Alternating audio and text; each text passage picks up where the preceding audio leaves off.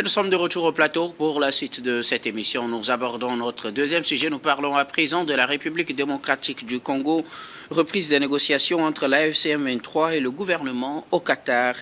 Des délégations de la République démocratique du Congo et du groupe armé AFC M23 sont au Qatar à partir de ce 9 juillet pour une nouvelle réunion des négociations dans le cadre de l'accord pour ramener la paix dans l'est de la République démocratique du Congo. Ceci fait suite à l'accord déjà signé le 27 juin dernier sous l'égide des États-Unis entre la République démocratique du Congo et le Rwanda. Cet accord stipulait qu'il fallait continuer le processus de Doha mené par le Qatar. Entre-temps, le M23 s'est dit disposé à continuer les négociations, le gouvernement congolais également. Et donc on passe à la mise en œuvre de cette volonté exprimée. Et les deux camps se retrouvent sous l'égide du Qatar pour d'une nouvelle phase des négociations devant permettre de ramener la paix entre la République démocratique du Congo et le M23. Nous en parlons avec nos invités. Je commence par vous, Samir Ourossama. À partir de ce mercredi, les délégations de la République démocratique du Congo et du Qatar se retrouvent à Doha pour un second round des négociations. Ben, vous savez, docteur Guillaume, dans cette perspective-là de retrouver une paix durable au niveau donc, de l'Est de la République démocratique du Congo, les délégations donc, du gouvernement de la République démocratique du Congo et celles de l'AFC M23 se sont donné rendez-vous donc au niveau donc de Doha, donc l'initiative conduite donc par Qatar avec une coordination étroite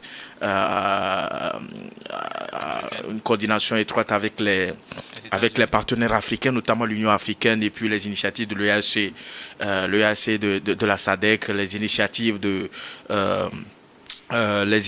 donc de l'église protestante, et puis l'église catholique au niveau donc de la République démocratique du Congo, parce qu'en fait à la suite donc de l'accord de paix qui a été signé par la République démocratique du Congo et le Rwanda sous l'égide donc des États-Unis d'Amérique, il était prévu donc de relancer les pourparlers afin d'élargir donc cet accord de paix signé donc fin juin, parce que le premier volet consistait à obtenir un accord de paix entre le Rwanda et puis la République démocratique du Congo. Donc c'est un accord entre deux pays. Alors qu'on sait que dans le conflit au niveau donc de l'Est de la République démocratique du Congo, il n'y a pas que ces deux protagonistes à côté donc de ce protagoniste traditionnel qui est même pointé par plusieurs rapports donc de l'Organisation des Nations Unies comme ayant joué un rôle déterminant dans la prise donc d'un certain nombre de localités au niveau donc de l'Est de la République du Congo. Mais l'acteur principal dans cette histoire, c'est l'AFC M23. Donc on ne peut pas parler de paix entre deux pays, au-delà que le Rwanda joue un rôle prépondérant, sans situer le sort donc de la FCM 23. Donc je pense que ça se situe dans ce cadre-là, parce que quand vous prenez un peu l'accord de paix qui a été signé sous l'égide donc de Donald Trump, il était prévu que les partis travaillent à ce que il y ait un respect donc de l'intégrité du territoire de la République démocratique du Congo et qu'il y ait un arrêt des hostilités, le désengagement, le désarmement et puis l'intégration conditionnelle donc des groupes armés non étatiques. Donc on parle de l'AFC M23 qui est le groupe armé rebelle, et ensuite de trouver un mécanisme conjoint de coordination en matière donc de sécurité.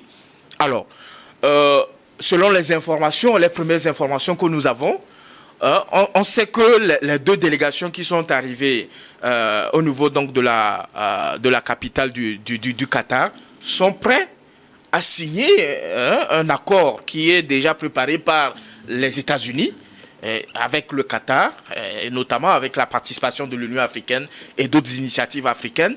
Maintenant, il faut pouvoir se mettre d'accord sur le respect d'un certain nombre d'engagements qui ont été pris donc par ces pays-là, parce que l'objectif de Doha, c'est de pouvoir trouver une paix durable et inclusive. Donc, faire en sorte que toutes les parties se retrouvent comment l'appelle-t-on, toutes les parties se retrouvent dans cet accord-là, et faire en sorte également que les engagements pris par ces différentes parties-là, notamment le gouvernement de la République démocratique du Congo et puis l'AFCM 23, que ces engagements préliminaires soient respectés. Alors, moi je voudrais faire observer deux ou trois petites choses. La première des choses, c'est que depuis l'accord de paix, signé fin juin par les deux parties, notamment par la République démocratique du Congo et Kinshasa, sur le terrain, ben, rien n'a bougé. Rien n'a bougé. C'est-à-dire que vous avez le groupe armé AFC M23 qui est là toujours dans ses positions, donc qui continue de renforcer ses positions. Et vous avez toujours, quotidiennement, des déplacements massifs des populations. Vous avez de violences au niveau donc de ces différentes parties-là. Parce qu'en fait, même si depuis février, il n'y a pas une confrontation armée entre l'armée congolaise et puis la FCM23 soutenue par l'armée rwandaise, mais dans ces localités-là, il y a des milices pro-Kinshasa, il y a des milices pro-gouvernementaux qui combattent quotidiennement donc, le groupe armé donc, de l'AFCM23. Donc ça crée une certaine insécurité au niveau donc de ces parties-là, au niveau de Bukavu, au niveau de Goma, et un certain nombre de territoires donc, dans l'est de la République démocratique du Congo. Donc c'est pour dire qu'il n'y a pas un cessez-le-feu généralisé, parce que beaucoup ne se reconnaissent pas dans cet accord-là. Ouais. Donc je pense que l'accord donc, de Doha, parce que toutes les parties restent optimistes, si cet accord arrivait à voir le jour, cela permettrait de trouver une paix durable dans cette partie donc, de la République démocratique du Congo qui connaît ces conflits-là depuis 30 ans déjà. Donc ça ne permet pas aux populations véritablement de pouvoir entreprendre des activités génératrices de revenus. Ça ne permet pas à la République démocratique du Congo de pouvoir jouir pleinement des ressources minières, notamment dans cette partie qui est considérée comme une zone stratégique, donc avec des minerais très très rares qui sont recherchés donc, dans le monde de la technologie véritablement. Merci beaucoup Samir, je reviendrai à vous tout à l'heure. Permettez que j'ai d'abord la première réaction de Gabin Adjaro, les responsables ou les délégations de l'AFC M23 et du gouvernement congolais se retrouvent cette semaine au Qatar, à Doha plus précisément, pour un second round des négociations en vue de trouver une paix durable dans l'est de la République démocratique du Congo. Oui, je pense que c'est une très bonne nouvelle. On s'y attendait tous parce que au premier abord, Félix Tshisekedi avait refusé de discuter avec le groupe rebelle AFC M23. Et aujourd'hui, grâce à Dieu, c'est ce qu'on peut dire, il accepte de discuter avec ce groupe rebelle-là. Parce que tout ce qu'on a dit... c'est les délégations gouvernementales qui vont... Oui, mais si le gouvernement y va, ça veut dire que Félix Tshisekedi a donné son approbation. Et c'est déjà une très bonne chose. Ça veut dire qu'on tend vers cette paix-là tant recherchée.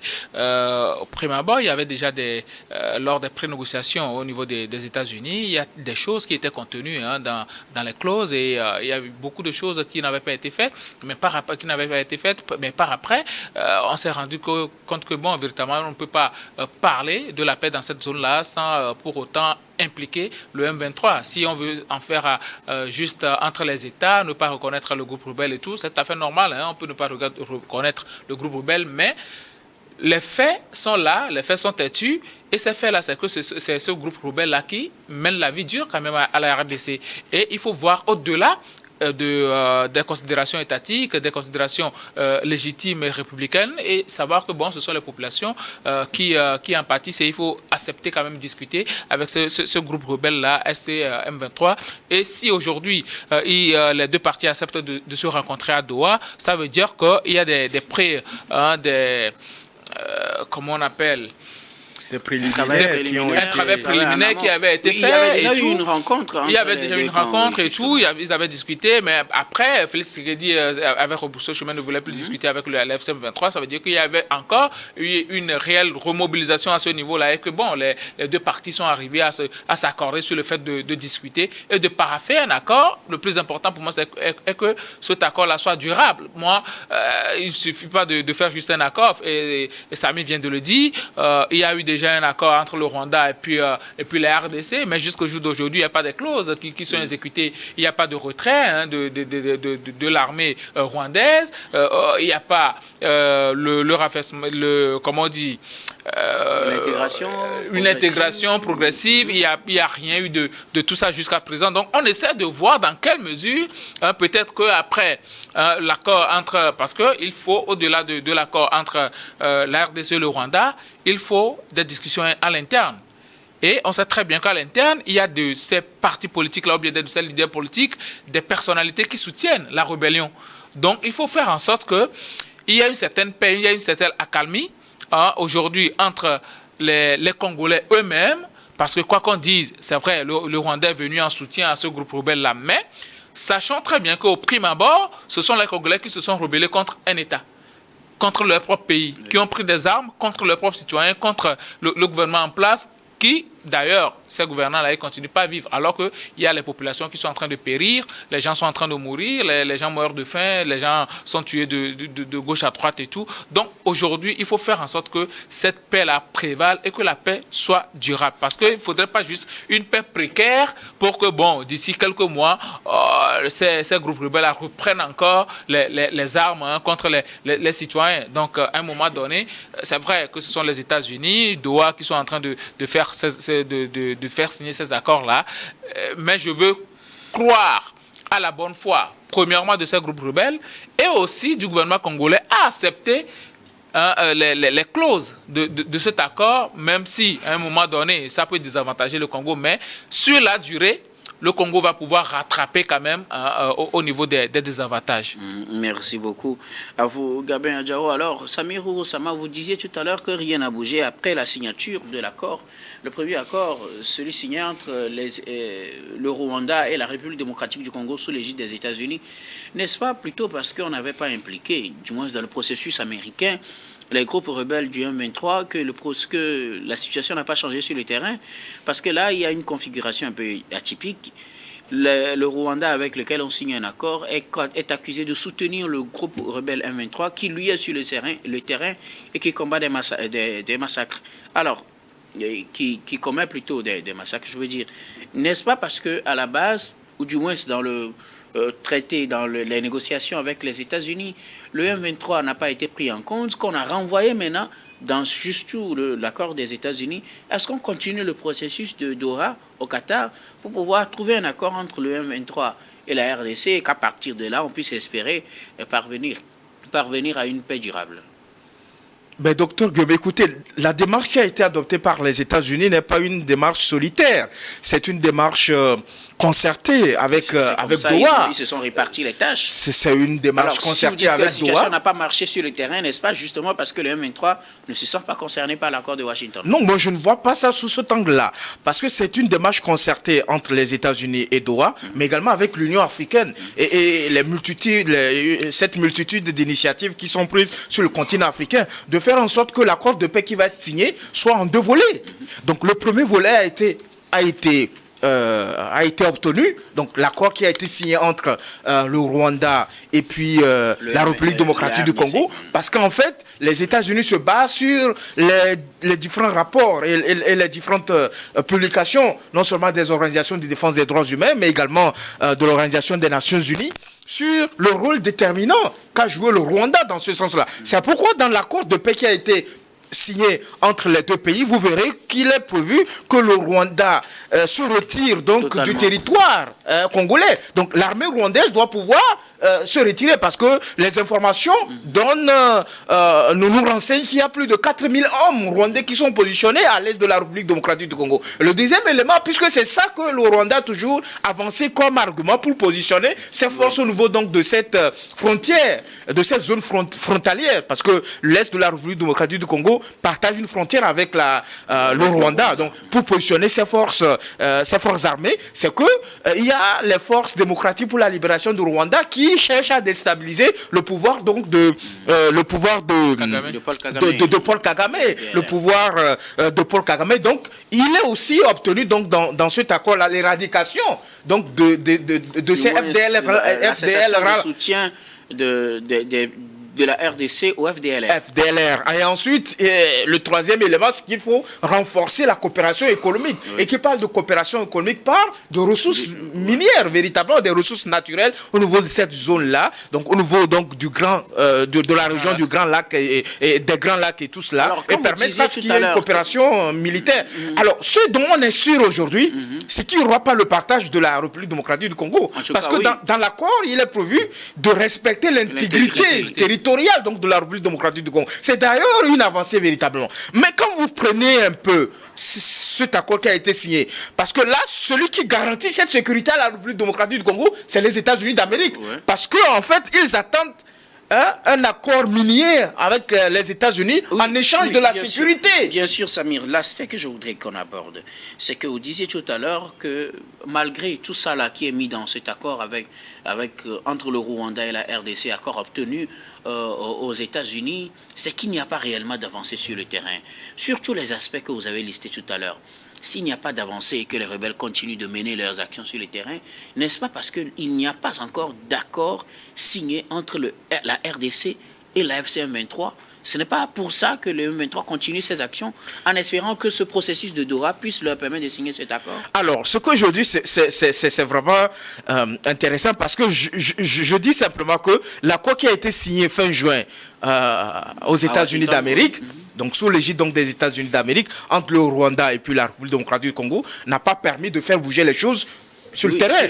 Donc vous avez le groupe armé rebelle. C'est le sort du M23 qui est l'acteur principal. C'est pour en arriver là. C'est parce que le groupe armé rebelle continue de garder ses positions dans les différentes localités, donc au niveau de Goma, puis au niveau de Bukavu, alors, et un certain nombre de territoires. Si c'est comme ça, est-ce qu'on peut espérer que cet accord, du moins ces nouvelles négociations qui sont en cours à Doha, au Qatar, entre le M23 qui occupe le terrain effectivement en RDC et les délégués du gouvernement congolais, est-ce qu'on peut espérer que cet accord puisse permettre maintenant d'arriver à faire bouger les lignes en République démocratique du Congo? Alors là, il y a un petit souci parce qu'en fait, si on part de l'hypothèse où le Rwanda est un soutien conditionnel du groupe armé rebelle, et que le Rwanda a signé un accord avec la République démocratique du Congo, sous l'égide donc des États-Unis, alors on est en droit, sans vouloir se tromper, de confirmer que, en fait, les partis restent optimistes et que le Rwanda jouera un rôle déterminant pour convaincre le M23,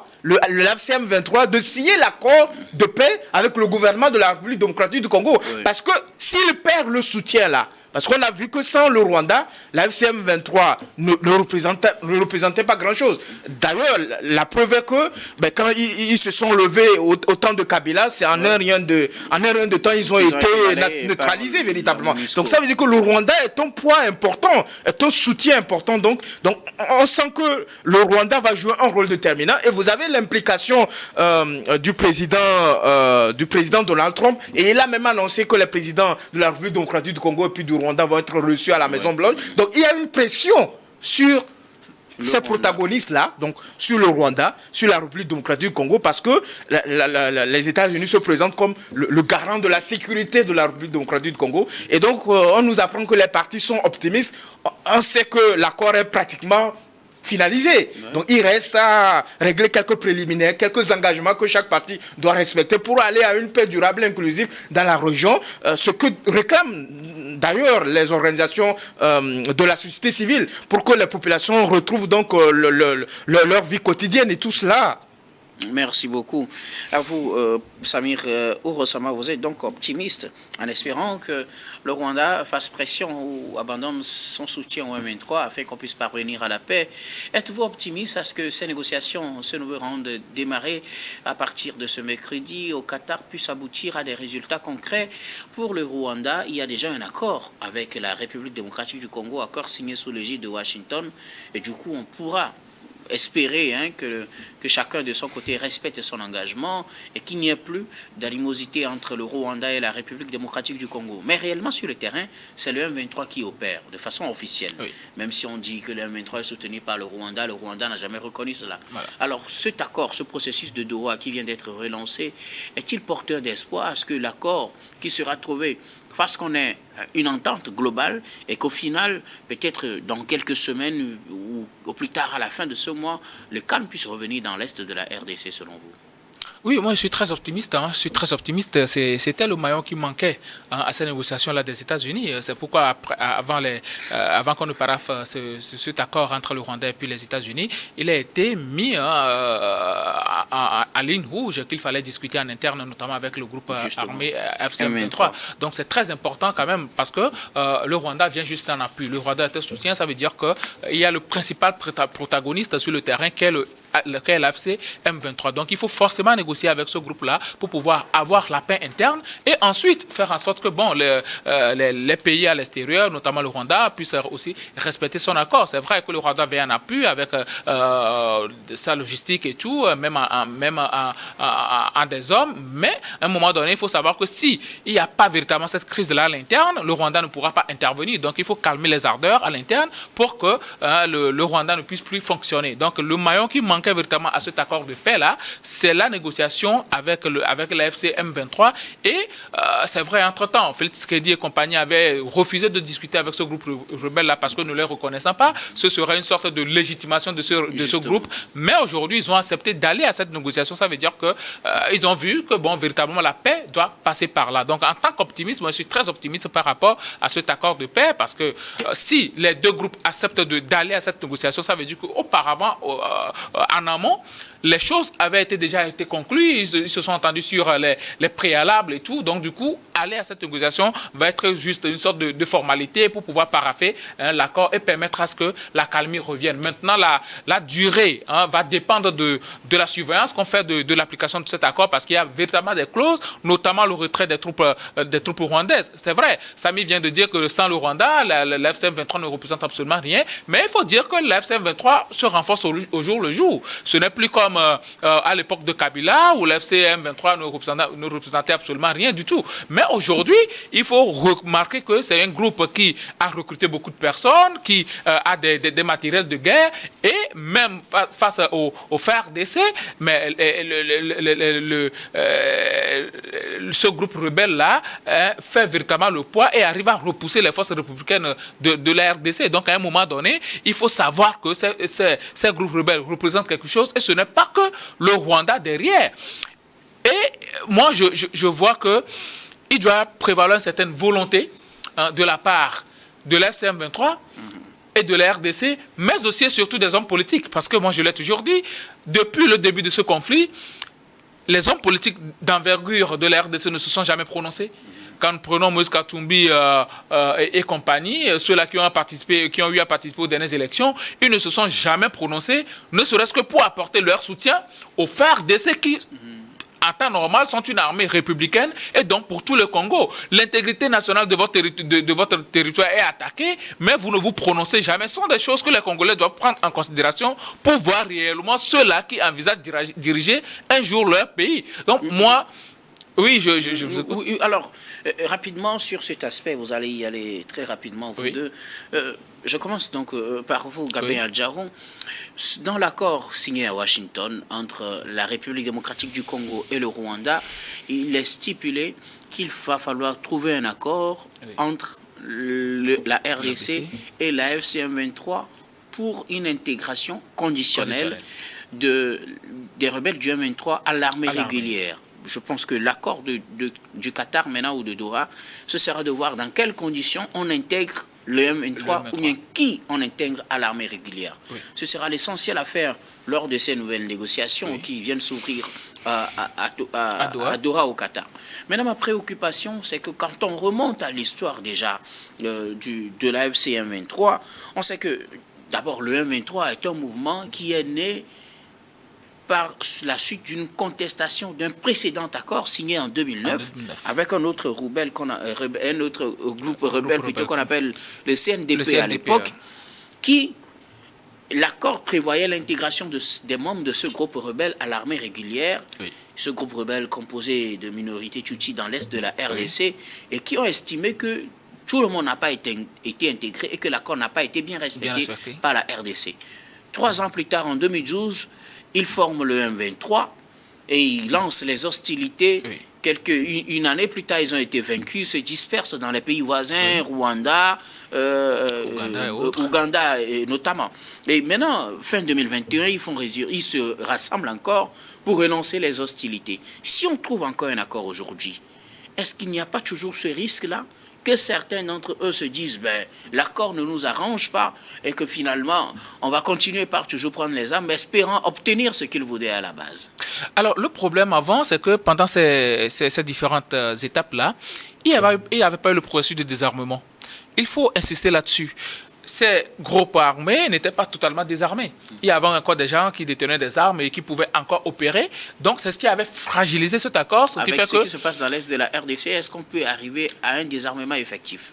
Donc, il va falloir statuer sur ça. Il va falloir véritablement apporter quand même un point essentiel sur cet état de fait-là, parce qu'on ne peut pas laisser courir des gens avec des armes, des gens qui, bon, n'ont pas reçu des formations, ne sont pas des forces de l'ordre, qui n'ont pas de discipline véritablement, à laisser ces gens-là courir dans la nature. Il faut essayer de désarmer ces groupes-là avant de les intégrer et voir dans quelle mesure on peut les intégrer, ou bien si on peut les intégrer tous. C'est vrai que ça va constituer un groupe financier et tout ça, mais il va falloir faire en sorte que la paix puisse durer dans ce pays. Et pour moi, aucun sacrifice ne sera trop grand quand il s'agira de faire la paix. Et il faut désarmer et on aura l'assurance qu'il n'y aura plus une nouvelle résurgence.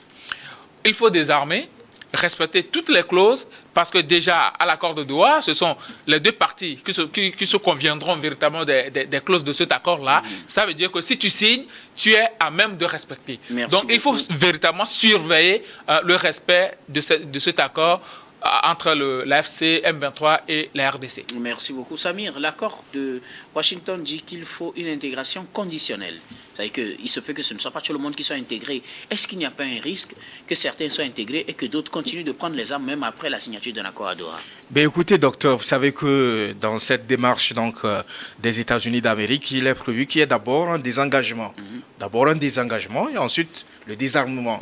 Et après, l'intégration conditionnelle. Oui. Donc, ça dépendra des conditions dans lesquelles vont se retrouver ces rebelles-là. Et également, ça dépendra aussi du besoin ou de la réforme donc des forces armées de la République démocratique du Congo, conduite donc par les autorités de Kinshasa. Donc moi je pense que la réussite de ce round de négociation va dépendre également du respect donc par les deux parties du cessez-le-feu global et ensuite de la libération des prisonniers. Vous savez qu'il y a énormément de personnes qui ont été arrêtées dans ce conflit-là. Merci beaucoup à vous tous pour vos contributions. Nous allons marquer la pause pour le journal, puis on reviendra tout à l'heure pour la suite de cette émission.